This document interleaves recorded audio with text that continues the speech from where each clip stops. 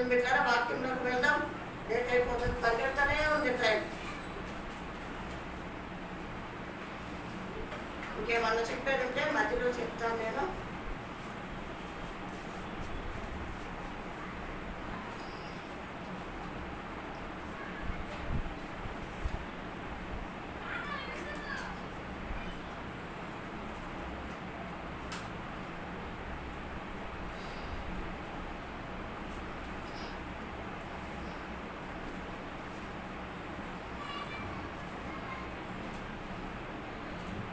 మత్తయి వార్త మొదటి కొరింథీయులకు రాసిన పత్రిక 1 కొరింథీయులు తీసుకుందాం. మూల వాక్యము 1 కొరింథీ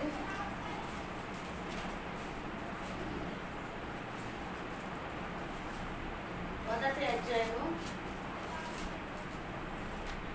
17వ వచనం చదువుకుందామండి.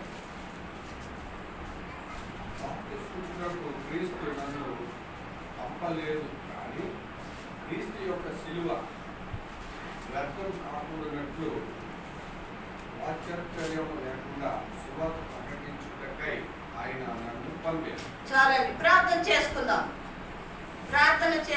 ప్రియమైన దేవుని బిడ్డలారా, అందరూ కూడా హృదయాలు సరి చేసుకోండి, సిద్ధపడండి. దేవుని మాటలు వినటానికి సిద్ధపడదాం. స్తోత్రం నాయనా యేసయ్యా, నాయనా మీకు వందనాలు ప్రభా, నీకే స్తోత్రం నాయనా. నన్ను కన్న తండ్రి, నన్ను కొన్న తండ్రి, అయ్యా ఈ దినం వరకు నన్ను కాచి కాపాడిన తండ్రి, నన్ను సజీవ లెక్కలో ఉంచి ఇదిగో ప్రభా ప్రార్థించుటకు, బోధించుటకు, ఆరాధించుటకు నాయనా మేడగదికి తీసుకొచ్చారు. మీ స్తోత్రం. బలహీనులు బలపరిచి వాడుకుంటానని చెప్పారు. అదే విధంగా నన్ను వాడుకుంటున్నావు దేవా. నా పట్ల మీరు చేస్తున్న ఎన్నో మేళ్ళు, ఎన్నో అద్భుతాలు తండ్రి సాక్ష్యం లేదనుకుంటున్నారేమో. అయ్యా మీరు బ్రతికించి తీసుకురావటమే గొప్ప సాక్ష్యం అని అయ్యా సంఘానికి నేను బయలుపరచండి, కలవరం పుట్టించండి, వణుకు పుట్టించండి ప్రభా. మీకు వందనాలు. మీ మాటలు జాగ్రత్తగా వినుటకు, హృదయాలు తెరవబడుట కృప దయచేయండి. పరిశుద్ధాత్మ దేవా మా మధ్యన ప్రభా సంచారం చేయండి. ప్రతి ఒక్కరితో మాట్లాడండి ప్రభా. ఇదిగో తండ్రి నాయన యేసయ్యా తండ్రి మీ స్తోత్రములు ప్రభా. నాయన నన్ను జ్ఞాపకం చేసుకో ప్రభా. బలహీనురాలి బలపరచండి. నాలో మీరుండి ప్రభా. అయ్యా మీ జీవపు మాటలతో ప్రభా యేసయ్యా, యేసయ్యా నన్ను బలపరిచి స్థిరపరచండి నాయనా. మీ స్తోత్రములు ప్రభా. మీ మాటలు ప్రభా బిడ్డలకు బోధించుటకు మీ కృప నాకు దయచేయమని యేసయ్య నామములో ప్రార్థించి అడిగి పొందుకుని ఉన్నాము తండ్రి. ఆమేన్. హల్లెలూయా, హల్లెలూయా. ప్రియమైన దేవుని బిడ్డలారా, ప్రభు ఈ రోజు మనకి ఏమి నేర్పించాలనుకుంటున్నాడు, ఏ విధంగా మాట్లాడి బలపరచాలనుకుంటున్నాడో మనము జాగ్రత్తగా విని మరి నేర్చుకుని మరి ఆ ప్రకారంగా జీవించాలని దేవుడి పేరిట మనం చేస్తున్నాను. బిడ్డలారా, బాధతో వేదనతో లోపలున్న ఎంతో దుఃఖముతో నేను మాట్లాడుతున్నాను బిడ్డలారా.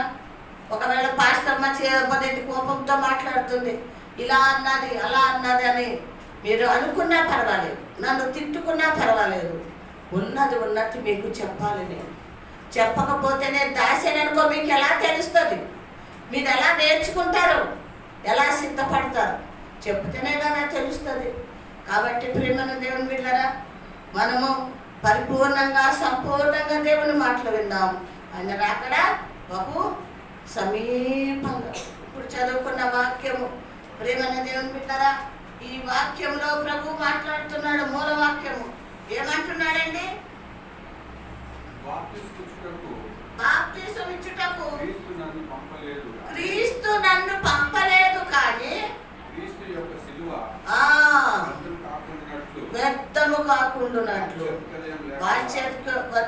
వాత్సల్యము లేకుండా సువార్త ప్రకటించుటకై నన్ను పంపారు. దేవునికి మహిమ కలుగునుగాక.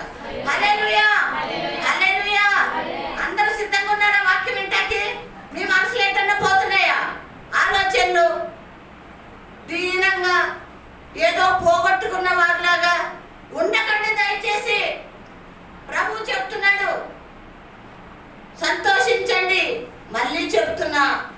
ఆనందించండి. దేవునిలోనే మనం సంతోషించాలి, దేవునిలోనే ఆనందం. లోకంలో మనకు లేదు ఆనందం, సంతోషం.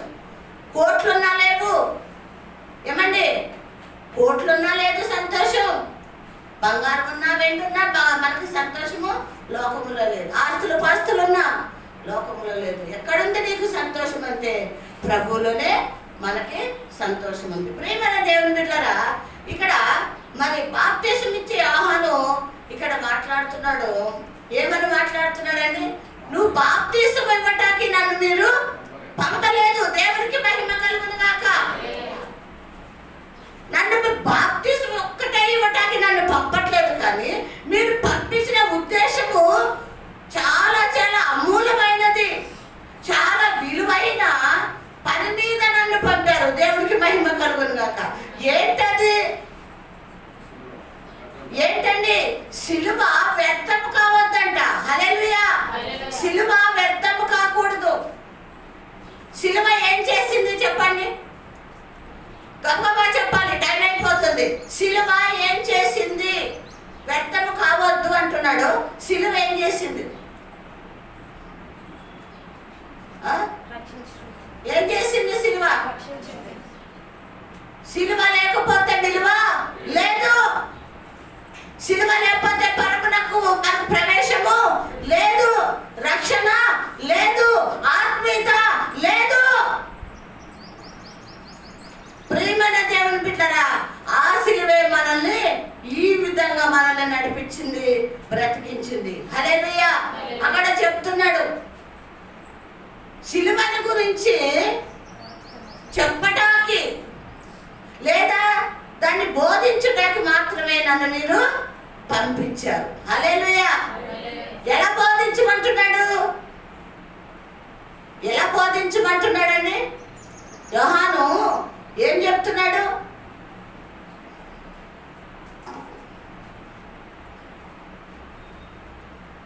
ఎలా బోధించమంటున్నాడు? పన్నెండవ చదువు.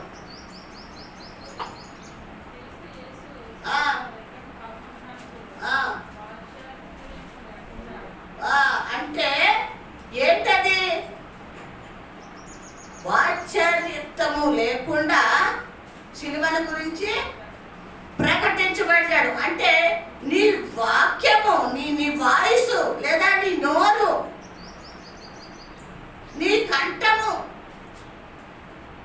ఏ విధమైన ఆటంకం కానీ లేదా పాపము కానీ అపరాధము కానీ లేకుండా దేని గురించి బోధించమన్నాడు? సిలువను గురించి బోధించు. హల్లెలూయా. సిలువను గురించి. ఇంకేమన్నాడు? ఏమంట? దేని పంపించాడు? సువార్తను ప్రకటించుటకై ఆయన నన్ను పంపాను. అసలు యోహాను ఎందుకు వచ్చాడు లోకంలోకి? యోహాన్ని పంపించింది బాప్తిసం ఇవ్వటానికి అరణ్యంలోకి పంపించాడు. కానీ ఇక్కడ ఏం చెప్తున్నాడు అంటే, నువ్వు సిలువను గురించి వార్త ప్రకటించు. హల్లెలూయా. సిలువను గురించి వార్త ప్రకటించు. నిన్ను నన్ను కూడా ప్రియమైన దేవుని బిడ్డలారా, దేవుణ్ణి తెలుసుకుని బాప్తిసం తీసుకుని ప్రతి నెల వెళ్ళి బల్ల తీసేసుకుని ఇక నీ ఇష్టం వచ్చినట్టు ఉండు అన్నాడా? మరేం చెప్పాడు మనకి? ఏం చెప్పాడు? అంతవరకేనా? వింటా ఏమ్మా, మన కుటుంబం వరకేనా? నా పిల్లల గురించి, నా కుటుంబం గురించి ప్రార్థన చేసుకోవాలా? మరి ఎవరి కోసం ప్రార్థన చేయాలి? ఏం చేయాలి? ప్రియమైన దేవుని బిడ్డలారా, యోహానుతో చెప్తున్నాడు. యోహాను అంటున్నాడు, అయ్యా నన్ను ఒక బాప్తిసం ఇవ్వటానికే పంపలేదు, కానీ సిలువను కూర్చున్న వార్తను కూడా ప్రకటించడానికి నన్ను పంపించారు మీరు. ఇంకా ఏమంటున్నాడు?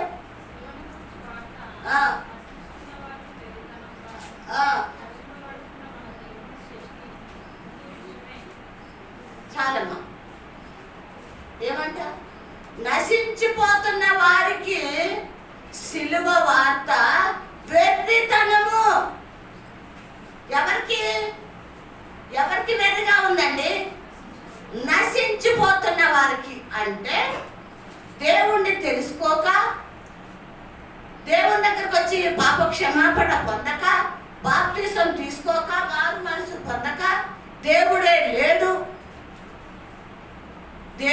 లేడు అని విర్రవీగే వాళ్ళ గురించి మాట్లాడుతున్నాడు. వాళ్ళకి ఎలా ఉంటారంట?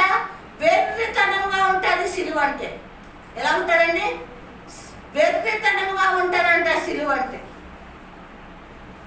కానీ రక్షింపబడ్డ వాళ్ళకి ఎలా ఉంటుందంట? దేవుని శక్తి అయి ఉంది. హల్లెలూయా! దేవుని శక్తి అయి ఉంది. ఈ శక్తిని గురించి మీకు తెలుసా? సిలువ అంటే దేవుని శక్తి. నన్ను బ్రతికించింది, నన్ను రక్షించింది సిలువ. పాపములోంచి విడిపించింది, చీకటి నుంచి తప్పించింది సిలువ.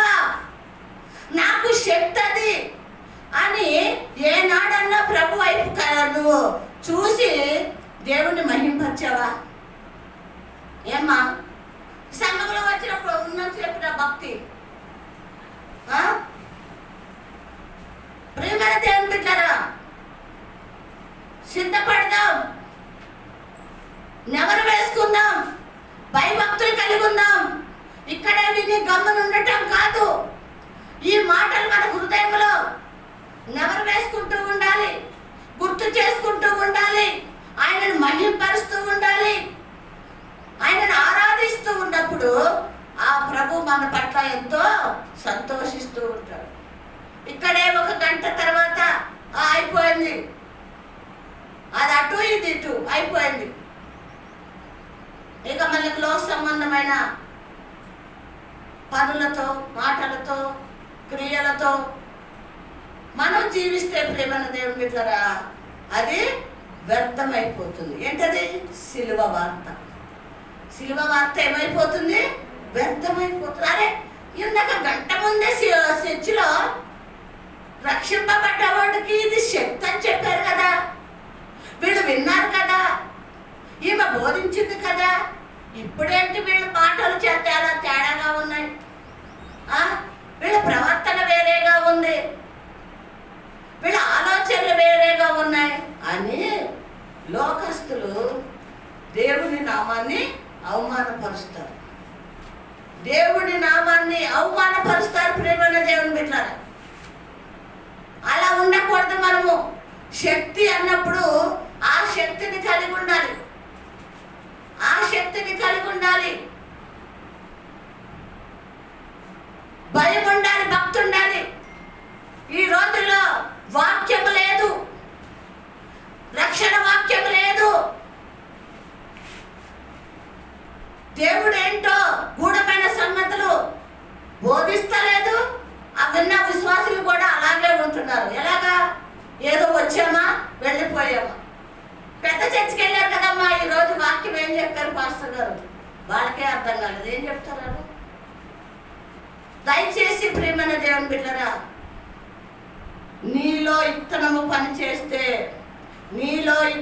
పనిచేస్తే అది ఫలిస్తుంది తప్ప విత్తనము పని చేయకపోతే అది ఫలించదు. ఏ విత్తనం అది? వాక్యం అనే విత్తనం. అరే నిద్రపోతుందా?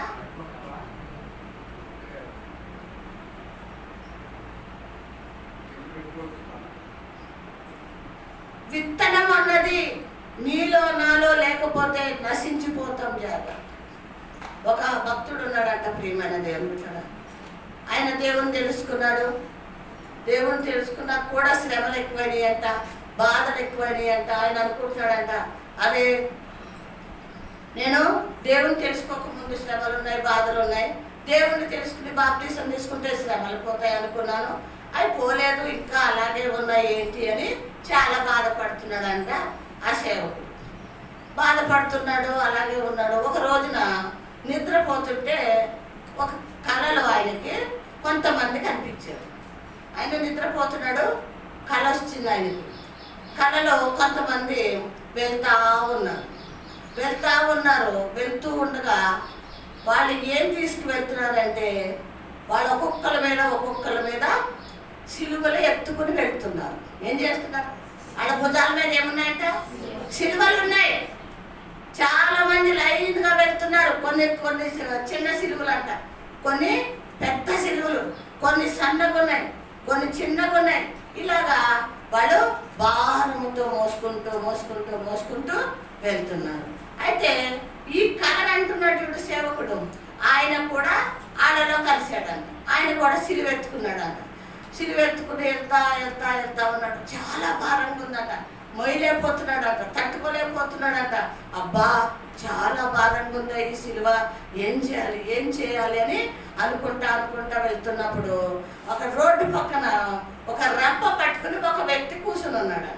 ఏం పట్టుకుని కూర్చున్నాడు రా? ఏం పట్టుకుని కూర్చున్నాడు? రంపం. ఏంటది రంపం? రా ఎలా ఆడాడి దాంతో ఏం చేస్తారు? కాలు కూడా వచ్చేది ఎదవా సిగ్గానే వస్తుంది. ఆ రంపం పట్టుకుని కూర్చుంటే భారంతో మోసుకెళ్తాడు కదా సేవకుడు. అమ్మయ్య ఊపిరి పీల్చుకున్నాడంట. అమ్మా ఇది చాలా భారంగా ఉంది, బరువుగా ఉంది, ఇది నేను మొయ్యలేను, నా వల్ల కాదు, ఇదంతా ఏం చేద్దాం, కోపించేద్దాం అనుకున్నాడు. గబగబా వెళ్ళాడు. ఓ అన్న ఇదిగో ఇంత కొయ్యి, ఎంత ఇంత కొయ్యి అని మరి అక్కడ మార్కు పెట్టించాడు. కోసేసాడు. ఆడిపోయి కోసేసాడు. తర్వాత సైడ్లు కూడా ఉన్నాయి కదా, సైడ్లు ఇవి కూడా కొంచెం కొంచెం కోసాడు. అప్పుడు ఎలా ఉంటుంది? తేలిగ్గుంటుంది. సినిమా ఎలా ఉంటుంది? తేలిగ్గుందంట. తేలిగ్గుంది. అప్పుడు నవ్వుకుంటా పాటలు పాడుకుంటా వీళ్ళని దాటిపోయాడంట. ఎవరిని? భారంగా మోసి వాళ్ళని దాటిపోయి చెయ్యుతున్నాడంట. బ్రదర్ రండి, తొందర రండి, వీడికి అడ్జస్ట్ చేసుకున్నాడు, వీడికి తేలిగ్గుంది, వీడు పాటలు పాడుకుంటా వెళ్తా వీళ్ళని మళ్ళీ చెప్తున్నాడు వాళ్ళకి, రండి తొందరగా. అట్లా వెళ్తా ఉన్నారు. కానీ వాళ్ళు మాత్రం ఆ బరువును మోస్తూనే ఉన్నారు. ఆ భారంగా మరి సిల్వర్ మోసుకుంటూ వెళ్ళారు. వెళ్ళిన తర్వాత ప్రేమన దేవుని బిడ్డరా ఎక్కడికైతే వెళ్ళాలో అక్కడికి చేరుకున్నారు. దేవునికి మహిమ కలుగునుగాక. వెళ్ళిపోయారు. ఎక్కడికి వెళ్ళారు అంటే ఒక అగాధము దగ్గరికి వెళ్ళారు. ఎక్కడికి వెళ్ళారు? అగాధము దగ్గరికి వెళ్ళారు. మరి అవతల పక్క చాలా కోలాటము, చాలా వెలుగైన మరి ఒక పెద్ద ఒక ఎత్తి తోట, చాలా ఆనందంగా ఉన్న ప్లేసు, సంతోషంగా ఉన్న మనుషులు అందరు కూడా చక్కగా ఆనందిస్తూ ఉన్నారు. ఎవరిని? దేవుని మహిమపరుస్తూ ఉన్నారు. ఆ స్థలం ఉంది. అక్కడ ముందేముంది? అగాధం ఉంది. అవతలేముంది? ఏదోను తోట, అంటే పరలోక రాజ్యము. అక్కడ చాలా ఆనందంగా అందరూ సంతోషంగా తోటల్లో ఉండటం, అక్కడ అందరూ చాలా విహరిస్తూ చాలా ఆనందంగా ఉన్నారంట. అయితే ఈడ బరువుగా మోసుకెళ్ళాడు చూడండి సిలువ. వాళ్ళకు చెప్పాడు అగాధం ఉంది కదా, అగాధం ఏంటి తెలుసా? ఈ సిలువలు మోసుకెళ్ళి భారం మోసుకెళ్ళారు చూడండి, వాళ్ళకు ఒక తాటి పట్టారు. హల్లెలూయా. ఏం చెప్పాడట? దాన్ని పెట్టండి. అగాధం ఉంది కదా, దానికి ఏం పెట్టండి? అవతలకు దాటాలి అంటే ఏమంటాలి? మీరే ఏమంటారు దాన్ని? ఏమంటారు? అవతల దాటాలంటే ఏం పెట్టాలి? తాటి మా ఊర్లో అయితే తాటి చెట్లతో కట్ చేసి దాన్ని వేస్తారు కాలువ కానీ దానికి. వీళ్ళు ఏం చేశారు? అగాధం ఉంది కదండి, అగాధానికి వీళ్ళు మోసుకెళ్ళారే సిలువలు, ఆ సిలువలు దానికి వేసేసారు. దేవుడికి మహిమ కలుగునాగా. కరెక్ట్గా ఉన్నాయి. మరి దేవుడు ఏది చేసినా కరెక్ట్గా చేస్తాడు కదండి. మనకలాగా చేస్తాడా? మనకలాగా చేయడు, అన్ని కరెక్ట్గా చేస్తాడు ఆయన. వాళ్ళు అనుకున్నారేమో ఎంతో భారం ఉంది, చాలా మొయ్యలేకపోతున్నాం అనుకుని ఒకడేం చేశాడు? కట్ చేసేసాడు. వీళ్ళు ఎంత భారం మోసుకెళ్ళిన వాళ్ళు చక్కగా దానికి ఇవతల అవతల అది పట్టులాగా సరిపోయిందండి. వాళ్ళు ఏం చేస్తున్నారో తెలుసా? దాని మీద నడుచుకుంటూ అవతలకి వెళ్ళిపోయారు. దేవుడికి మహిమ కలుగునుగాక. దేవుడికి మహిమ కలుగునుగాక. ఎలా వచ్చారు? సిలువలు మోసుకుని చాలా భారముతో వచ్చారు, బాధతో వచ్చారు, కష్ట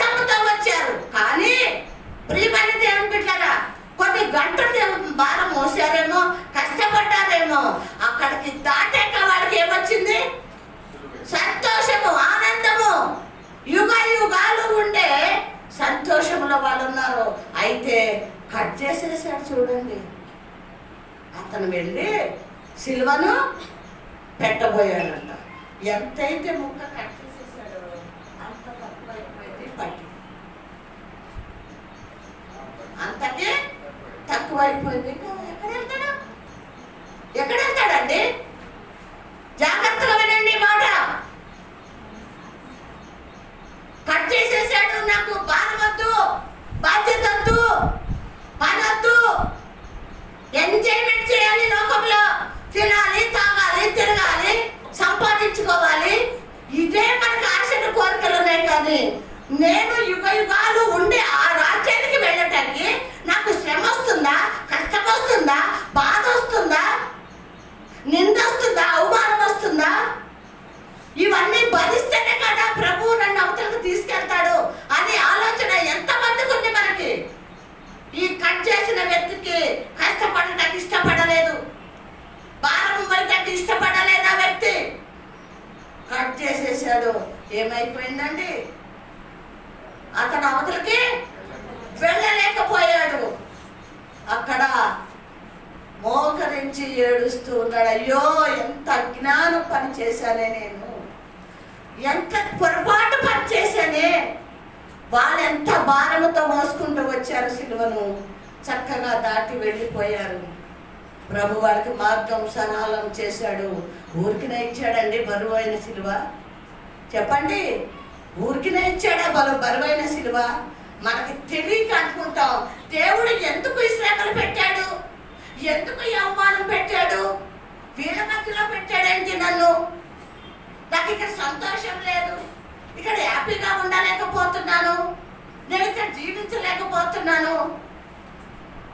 దేవుని చిత్తం అని నువ్వు అక్కడే ఉండాలి, నువ్వు అక్కడే ఉండాలి. నిన్ను దూషిస్తారు, పడాలి, అవమానిస్తారు, సహించాలి. దేవుడికి తెలియకుండా దేవుడు కాదని ఏది కూడా మన జీవితంలో జరగని ప్రేమైన దేవుని బిడ్డలారా దుఃఖపడుతూ ఏడుస్తూ ఉన్నారు. ఒక్కసారి జ్ఞాపకం చేసుకోండి, మన జీవితంలో కూడా కష్టపడ్డారేమో, శాశ్వతంగా సుఖంలోకి సంతోషంలోకి వెళ్ళిపోయారు. ఈ వ్యక్తి సుఖం కావాలనుకున్నాడు, ఏమైపోయాడు? జీవితాంత కాలము కూడా కష్టాల్లో కూరుకుని పోయాడు. నరకమే అతనికి తప్పదు. తప్పుతుందా నరకం? తప్పదు. ప్రియమైన దేవుని బిడ్డలారా, సిలువని మనము మొయ్యాలి. చూడండి మత్తయి సువార్త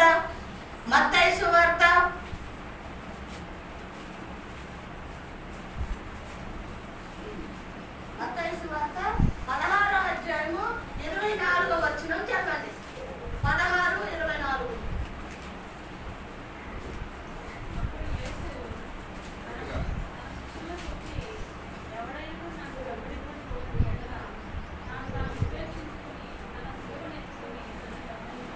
చాలండి ప్రియమైన దేవుని బిడ్డలారా, ఇక్కడ ప్రభువు ఆయన శిశువులను చూచి,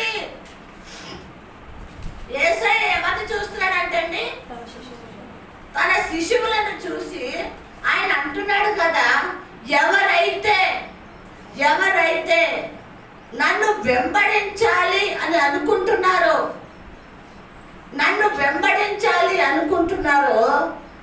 తాను ఏం చేసుకోవాలట?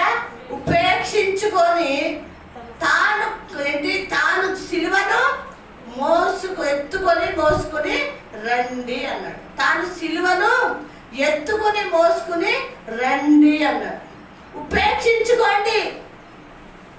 నన్ను వెంబడించాలంటే, నాతో రావాలి అంటే ఏం చేయండి? ఉపేక్షించుకోండి. అంటే ఏంటి అర్థమైందంటే, మీరుగా సిద్ధపడండి, తగ్గించుకోండి, ఓర్పుగా ఉండండి, సహనం కలిగి ఉండండి, విశ్వాసం కలిగి ఉండండి. నేను నా ప్రభుని చేరుకోవాలి అంటే ఈ భారం పోయవలసిందే. ఏ భారము? సిలువ. నీకు ఒక సిలువ ఇచ్చాడు బిడ్డ. ఈ రోజు నీతో నాతో మాట్లాడుతున్నాడు ప్రభు. జాగ్రత్త, సిలువ లేదే విలువ లేదు. సిలువ లేకపోతే మనకి విలువ లేదు బిడ్డలారా. మొదటి సిలువ యేసయ్య, మొదటి సిలువ యేసయ్య, రెండో సిలువ మనము. రెండో సిలువ ఎవరు? మనము మోసుకెళ్ళే సిలువ. ఎవరైతే నన్ను వెంబడించాలని అనుకుంటున్నారో వాళ్ళు ఏం చేయండి? ఉపేక్షించకుండా సిలువెత్తుకుని నన్ను వెంబడించండి. సిలువెత్తుకొని నన్ను వెంబడించండి. నువ్వు సిలువెత్తుకున్నావంటే ఇక లోకంలో నీలో ఉండటానికి వీల్లేదు. సిలువెత్తుకున్నావు అంటే లోకంలోని నీలో ఉండటానికి వీలు లేదు. ఇందాక చెప్పాను కదా, భారమైన సిలువలని తీసుకెళ్లారు కదా, కొంతమంది మోసుకుంటూ వెళ్ళారు. ఎంతమంది అయితే భారాన్ని సహించారో, భరించారో, కష్టమైనా పర్వాలేదని వాళ్ళు లాస్ట్ వరకు దాన్ని జయించారు. వాళ్ళు ఎక్కడికి వెళ్ళారండి? ఎక్కడికి వెళ్ళారు? ప్రభు రాజ్యముకి వెళ్ళిపోయారు. ప్రియమైన దేవుని బిడ్డలారా, మనకి చెప్తున్నాడు, నన్ను ఎవరైతే వెంబడించాలనుకుంటున్నారో వారు ఏం చేయండి? సిలువెత్తుకొని నన్ను వెంబడింపవలెను. ఈరోజు ప్రభు మాట్లాడుతున్నాడు బిడ్డలారా, మీరు సిలువెత్తుకొని ప్రభువుని చేరుకుంటారా? లేదు, మేము ఆ వారం అయినాము, మాకొద్దు ఆ శ్రమ, మాకొద్దు, ఇక్కడే ఉంటాం. రప్పొద్దు కోయించుకున్నవాడు ఎలాగైతే ఉన్నాడో నేను ఉండిపోతానని ఒకవేళ మీ మనసులో దుష్టుడు పనిచేస్తే, ప్రకృతి పనిచేస్తే, ఆలోచిస్తే లోక సంబంధులుగా విడవబడతారు బిడ్డలారా. లేదు, కష్టం ఇచ్చిన వాడు మళ్ళీ ఆ కష్టాన్ని నుంచి కూడా తప్పించే దేవుడు ఆయనే. కాబట్టి నేను మోస్తాను సిలువనని మనం మోసే వారంగా ఉండాలి. ఇంకేమన్నాడమ్మా? చాలండి. ఏమని చదివింది చెప్పండి? ఎంతమంది ఉన్నారు ఈ మాట విన్న వాళ్ళు? చెప్పండి. ప్రాణాన్ని రక్షించుకున్నవాడు ప్రాణాన్ని పోగొట్టుకున్నాడు. ఏంటండి? మళ్ళీ చెప్పండి ఆ మాట నాకు. ప్రాణాన్ని రక్షించుకోవాలనుకున్నవాడు పోగొట్టుకున్నాడు. సరే, చెప్పాడు కదా. మీరు ఎంతమంది నా ప్రాణాన్ని రక్షించుకుంటాను, నా ప్రాణాన్ని చాలా కాపాడుకుంటాను అని ఎంతమంది అనుకుంటున్నారు? ఎంతమందికి ప్రాణం కావాలి? మా అత్తమ్మకు కావాలి. Okay okay okay. ఇంకా ఇంకా ఇంకా ఇంకా కావాలా? ఇంకా ఇంకా 3-4 చేతులు ఎత్తలేదు. ఎత్తండి. ఇంకా ఇంకా ఎంతమంది? నాకు తెలీదు. ఎత్తనాడే ఎత్తుంది, నాకు అనవసరం. అంటే వాళ్ళు మీరు ఎత్తారని వాళ్ళు ఎత్తారు. నేను ఇప్పుడు ఎత్తాను, నేను అడిగాను ఇందాక. మీరు ఎంతమంది అంతగా ఆలోచిస్తారు? అలా ఆలోచించలేదు. అసలు ఏం చెప్పాము, మాస్టర్ ఏం చెప్తే ఆలోచించలేదు వాళ్ళు. ఏమన్నాడు? మళ్ళీ చదవండి అన్నమాట. నేను అందుకని అనుకున్నవాడు ప్రాణాలు పోగొట్టుకున్నాడు.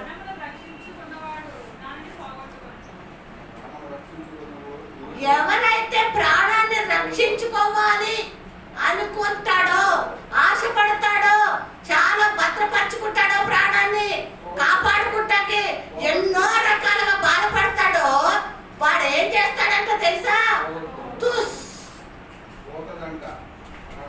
దేవుడు అది తీసేస్తాడు. దేవుడు అది తీసేస్తాడు.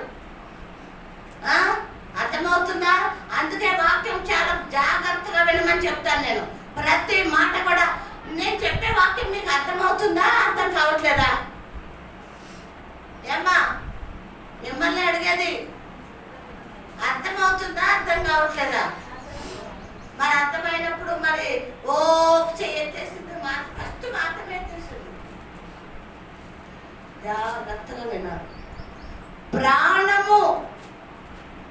ప్రాణము కాపాడుకునేవాడు ఏం పోగొట్టుకుంటాడు?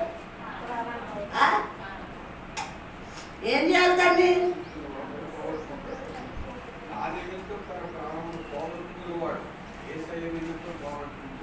ఇది రెండోది. ఇప్పుడు నా నిమిత్తం ఎవరైతే ప్రాణము పోగొట్టుకుంటాడో వాడు రక్షింపబడతాడు. వాడు దక్కించుకుంటాడు దాన్ని. మళ్ళీ నేనే చెప్తాను, వెళ్ళేవో చదవకండమ్మా. ఇక్కడ ప్రభు ఏమన్నాడంటే, ఎవడైతే ప్రాణాన్ని దక్కించుకోవాలనుకుంటాడో దాన్ని పోగొట్టుకుంటాడు, మొదటి విషయం. ఇక రెండోది ఏమంటున్నాడంటే, ఎవరైతే నా నిమిత్తము ప్రాణము కోల్పోతాడో, అదే పోగొట్టుకుంటాడో దాన్ని దక్కించుకుంటాడు అన్నాడు. అంటే మనం మనుషులుగా నా ప్రాణం నా ప్రాణం నేను నేను నేను అనుకుని దాన్ని కాపాడుకోవాలనుకున్నా కాపాడుకోలేం బిడ్డలారా, కాపాడుకోలేం బిడ్డలారా. అర్థమవుతుందా? నీకు ఏమొచ్చినా ఏమి రాకపోయినా దేవుడు నీకు ఆయుష్ ఇచ్చి దేవుడు నిన్ను కాపాడి నీ ప్రాణాన్ని కాపాడాలే తప్ప మనకు మనం కాపాడుకోవాలంటే అది మన వల్ల కాదు. ఏదో రకంగా పోతుంది అది. అర్థమవుతుందా?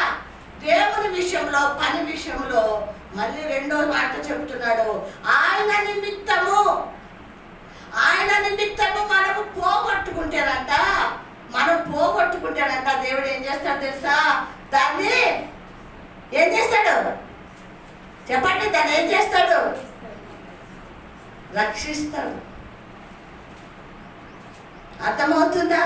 మనం పోగొట్టుకున్నా కానీ దేవుడు ఏం చేస్తాడు? దాన్ని మనకి రక్షిస్తాడు. కాబట్టి ప్రియమైన దేవుని బిడ్డలారా, మన సొంత ఆలోచనలతో నేను నా ప్రాణాన్ని కాపాడుకోవాలి, నేను బ్రతకాలి కొంతకాలము, నేను ఉండాలి కొంతకాలము అని అనుకుంటే ప్రియమైన దేవుని బిడ్డలారా, అమ్మ ముందుకు రా, బతికి ముందుకు చెప్పు, అక్కడ తలుపు అడ్డం వస్తుందేమో.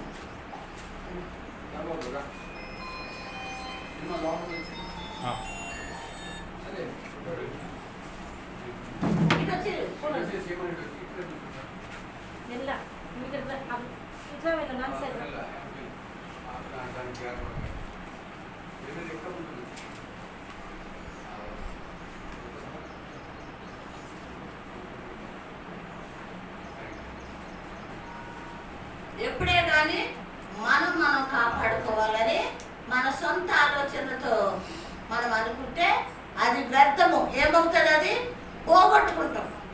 దాన్ని ఏం చేసుకుంటాం? మనం పోగొట్టుకుంటాం. దేవుని నిమిత్తము మనము పోగొట్టుకోవాలనుకున్నది దాన్ని మనము పోగొట్టుకోలేము. ఎవరు రక్షిస్తారు? అర్థమవుతుందా ప్రియమైన దేవుని బిడ్డరా? ప్రభు మాట్లాడుతున్నాడు. అందుకే అంటున్నాడు, శిష్యుల వైపు చూసి ఏమంటున్నాడంట, ఎవరైతే నన్ను వెంబడించగోరుతున్నారో వారు ఏం చేయండి? తాను ఉపేక్షించుకొని ఏమెత్తుకోండి? తాను సిలువ. ఎవరు సిలువ? ఎవరికి వాడే ఎత్తుకోవాలి. ఎంతమంది ఎత్తుకుంటారు సిలువలు? ఆలోచించి చెప్పండి. ఉట్టుకెళ్తాడు చూస్తున్నాడు దేవుడి పైన. ఎంతమంది ఎత్తుకుంటారు సిలువలు? ఎవరు ఎత్తుకుంటారు? శ్రమలు, నిందలు, అవమానాలు, దూషణలు, కష్టాలు, బాధలు, హింసలు, కరువు, కాటకము, ఆకలి, దప్పుక, ఇవన్నీ కూడా అంటే ఒకటి కలిస్తే సిలువ. ఎత్తుకుంటారా? ఏమ్మా, ఎత్తుకుంటే ఎక్కడికి వెళ్తారు? భరిస్తే ఎక్కడికి వెళ్తారు? పరలోకి రాదు. ఎత్తుకోకపోతే రథం కోత కోసేసుకుంటే నరకానికి. ఈ మాటలు మనం చాలా చాలా మనము జ్ఞాపకం పెట్టుకొని మనం గుర్తు చేసుకోవాలి ప్రియమైన దేవుని బిడ్డరా. ఇక మొదటి శిలువ దగ్గరికి మనం వస్తే ఇక్కడ చూడండి, మొదటి శిలువ దగ్గరికి వస్తే లూకాసు వార్త 23వ అధ్యాయము 24వ వచనం.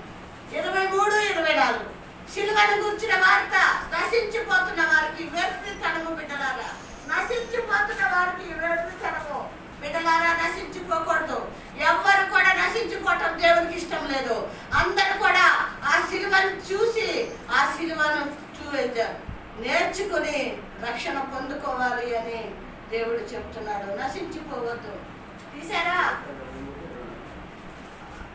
23-34 చదవండి. లూకాసు వార్త 23-34.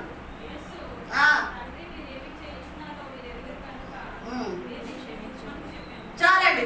ఈ వాక్యము మనకు తెలుసు. మనము ఈస్టర్ అంతా కూడా గుడ్ ఫ్రైడే తర్వాత శ్రమ దినాల్లో మనం సిలువ గురించి ధ్యానం చేసాం. సిలువ ప్రభువులు ఏం చేశారు? సిలువ వేశారు.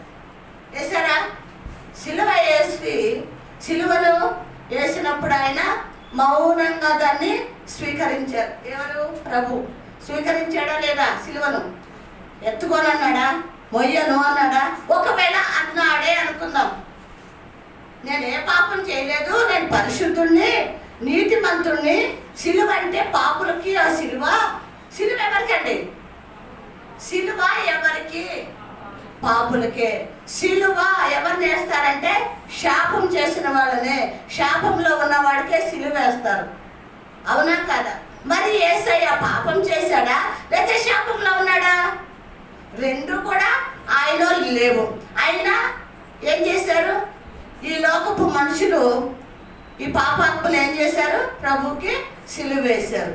ఒకవేళ మొయ్యను అనుకుందాం మన మాట, నేను ఎత్తుకోను, నేను మొయ్యను, నేను పాపము చేయలేదు, రెండోది నాలో శాపము లేదు, నేను మొయ్యను అన్నాడు అనుకోండి, ఏంటి పరిస్థితి చెప్పండి అమ్మా? మనకి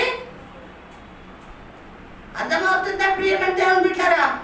ఆయనే సిలువ మొయ్యకపోతే, ఆయనే ఆ గొల్గొతా కొండ వరకు భారాన్ని మొయ్యకపోతే, సిలువలో ప్రాణం పెట్టకపోతే, రక్తాన్ని చిందించకపోతే ఈ రోజున నువ్వు ఇక్కడ కూర్చావు ప్రియమైన దేవుని బిడ్డలారా. దేవుని బిడ్డగా పిలువబడవు నువ్వు. నీకు ఒక గుర్తింపు లేదు, పాపిగానే మిగిలిపోతావు. జాగ్రత్త, జాగ్రత్త ప్రియమైన దేవుని బిడ్డలారా. మనకు అర్థం కావట్లేదు ఏం త్యాగం చేశాడో దేవుడు మన గురించి. చర్చికి రావటానికి నిర్లక్ష్యము, భయం లేని స్థితి, టైము రైపు లేదు, ప్రార్థన లేదు, ఆరాధన లేదు, వాక్యం వినరు, వాక్యం వింటే విడిచిపెట్టేస్తారు. సిలువ లేకపోతే నీ జీవితంలో విలువుందా? నా జీవితంలో విలువుందా? లేదు ప్రియమైన దేవుని బిడ్డ. మొదట్లోనే చెప్తున్నాడు, సిలువ లేని వాడికి విలువ లేదు. ఆయన మోసాడు. ఎవరి కోసం మోసాడు? నువ్వు నేను మనము చేసిన పాపానికి, నువ్వు నేను మనము చేసిన పాపానికి ఆయన మోసుకుంటూ వెళ్ళాడు, మోసుకుంటూ వెళ్ళాడు ప్రియమైన దేవుని బిడ్డలారా. ఆ మోసుకుంటూ వెళ్తుంటే కొరడాలతో కొడుతున్నారు, ఉప్పు వేస్తున్నారు, హేళన చేస్తున్నారు, పిడిగుద్దులు గుద్దుతున్నారు. తడి నెత్తి నుంచి అరికాలు వరకు రక్తము చిందూరముగా మారింది. ఆయన రూపురేఖలు మారిపోయినాయి. రూపురేఖలు లేవండి ఆయనకి. ఆయన అతి సుందరుడు, అతి మనోహరుడైన దేవుడు రూపురేఖలు లేకుండా మారిపోయాడండి. ఆయనలో అసలు ఏమన్నా కనిపిస్తుందా? ముఖం కనిపిస్తుందా మీకు? ఇక్కడ కనిపిస్తుందా? చూడండి, ఆయన ముఖం ఏమన్నా కనిపిస్తుందా? ఎందుకు కనిపించట్లేదు? నీ కోసం నా కోసం నలగొట్టబడ్డాడు, విరగొట్టబడ్డాడు ప్రియమైన దేవుని బిడ్డలారా. ఆయన ఈపు దున్నబడ్డది. ఎందుకో తెలుసా? రక్తాన్ని కాల్చడానికి. ఆ రక్తం ఎందుకో తెలుసా? నీ పాపము నా పాపము కడగటానికి. జాగ్రత్త ప్రియమైన దేవుని బిడ్డలారా. పైనే వినేసి వెళ్ళిపోకండి దయచేసి. సిలువ అంటే వార్త, సిలువను గూర్చిన వార్త నశించిపోయే వాడికి వెర్రితనము. తెలియని వాడు ఏమనుకుంటాడో తెలుసా? రెండు కర్రలు, ఒకటి నిలువు కర్ర, ఒకటి అడ్డు కర్ర వేసుకుని తిరుగుతున్నారు ఈ పిచ్చోడు అన్నవాడు లేకపోలేదు ప్రియమైన దేవుని బిడ్డలారా. హేళన చేయలేకుండా ఉండలేదు ప్రియమైన దేవుని బిడ్డలారా. దేవుణ్ణి హేళన చేశారు. ఎందుకు ఇవన్నీ భరించాడో తెలుసా? ఈ రోజున మనం ఇక్కడ ఉంటాకి కారణం ఎవరో తెలుసా? ఆయన సిలువ, ఆయన సిలువ ప్రేమన దేవుని బిడ్డలారా. కాబట్టి దయచేసి ఈ సిలువ మనకి ఏం తీసుకొచ్చింది, ఈ సిలువ వల్ల మనం ఏం పొందుకున్నాము అన్నది మనం ప్రతిరోజు కూడా సిలువని జ్ఞాపకం చేసుకోవాలి, సిలువని జ్ఞాపకం చేసుకోవాలి. సిలువే లేకపోతే విలువ లేదు, రక్షణ లేదు, పరలోక రాజ్య ప్రవేశము లేదు ప్రియమైన దేవుని బిడ్డలారా. వాళ్ళు హేళన చేస్తుంటే, నవ్వుతుంటే, దూషిస్తుంటే ఏమన్నాడో తెలుసా? తండ్రి వీరు ఏం చేయించున్నారో వీరు ఎరుగరు కనుక వీరిని క్షమించాలి.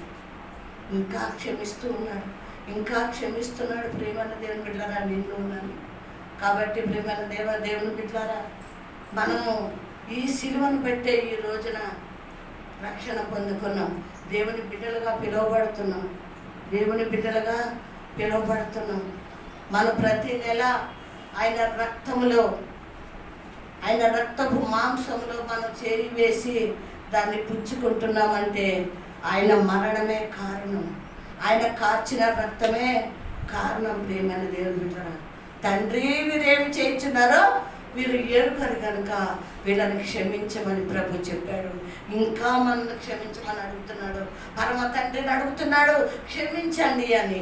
ఎంతకాలమా ఈ విధంగా మనం ఉందాం బిడ్డలారా? ప్రభుకి ఇష్టంగా జీవిద్దాం, ప్రభుకి అంగీకారంగా జీవిద్దాం. ఆ శిలువ వార్త ప్రతి ఒక్కరికి మోసుకుని వెళ్దాం. మనం ఏం చేద్దాం? మోసుకుని వెళ్ళేవారంగా ఉండాలి. ప్రేమన దేవుని బిడ్డలారా, శిలువ కావాలా వద్దా? ఇప్పుడు చెప్పండి, ఇప్పుడు చెప్పండి. మోసుకుని వెళ్దామా వద్దా? లేదంటే భారంగా ఉందని వదిలేద్దామా? వదిలేస్తే నరకం తప్పదు, లోకం తప్పదు. ప్రియమైన దేవుని బిడ్డలారా, ఒకరోజు 2 రోజులు కాదు, యుగ యుగాలు నరకమే. నువ్వు కష్టాన్ని కొంచెం ఓర్చుకున్నావనుకో, యుగ యుగాలు నీకేంటో తెలుసా? ఆనందం, సంతోషం, సమాధానం ప్రభులో మనకి దొరుకుతాయి బిడ్డలారా. మనం కొంచెం మందే ఉండొచ్చు, చిన్న మందిగానే ఉండొచ్చు. ఈ చిన్న మందే, ఈ కొన్ని గట్టి ఇత్తనాలే దేవుడికి కావాలి బిడ్డ. పొట్టును కావాలనుకుంటలేదు దేవుడు. ఏం కావాలనుకుంటున్నాడు? గట్టి ఇత్తనాలు, గట్టి గోధుమ విత్తనాలు కావాలనుకుంటున్నాడు. ప్రియమైన దేవుని బిడ్డలారా, మనం గట్టి విత్తనాలుగా ఉండటానికి మనం దేవుణ్ణి అడుగుదాం, సిద్ధపడదాం. ప్రతిరోజు శిలువ ధ్యానం చేసుకుందాం. ప్రియమైన దేవుని బిడ్డలారా, మొదటి శిలువ యేసయ్య, రెండో శిలువ మనము కదా, మూడోది మనకు దేవుడు మాట్లాడుతూ ఉన్నాడు. ఏంటి? శిలువను కూర్చిన వార్త నశించిపోతున్న వారికి ఎలా ఉంటుందంటే వ్యర్థితనంగా ఉంటుంది. వాళ్ళకి తెలియదు కాబట్టి వాళ్ళు హేళన చేస్తారు. తెలిసిన వాళ్ళకి అది రక్షణ అంటున్నాడు. కాబట్టి ప్రేమైన దేవుని బిడ్డలారా, మనము శిలువ ధ్యానం రోజు చేద్దాం. శిలువ ధ్యానం చేయటం అంటే ఏంటి చెప్పండి? శిలువ ధ్యానం చేద్దాము అన్నాను. చేయటం అంటే ఏంటి? మన ప్రార్థనలో ప్రతిరోజు శిలువను గుర్తు చేసుకుని మనము ప్రార్థించి ఆరాధించే వారంగా మనం ఉండాలని దేవుని వాక్యం తేటగా మనకు తెలియజేస్తుంది. ఒక్క శరణము పాడాలని ఆశ ఉంది. ఒక్క నిమిషం అంటే వాగండి. బ్రతుకుట నీ కోసమే మరణమైతే నాకిక మేలు. బ్రతుకుట నీ కోసమే మరణమైతే నాకిక మేలు. సిలువ వేయబడినానయ్యా, సిలువ వేయబడినానయ్యా,